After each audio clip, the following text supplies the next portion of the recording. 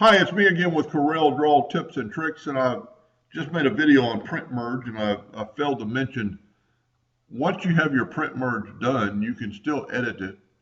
If you go up to edit print merge, and like in this particular case, we want to click on the numbers, and right here, you can change the numerical formatting.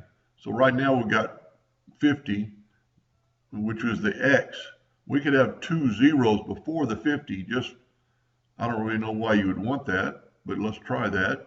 And go next, next, finish, and then perform print merge. And you can see it's got a 0 before my 50. Now once again, my page size is off. So I need to change my page size just so it looks right. And there's my 0050. Now one thing I see again, it's not in the center. So you need to grab on your number and hit center of the page. And now let's perform print merge. And now it's in the center. Preferences, let's change our page to 5x7. And now your 50 is in the zero, in the middle, in the center.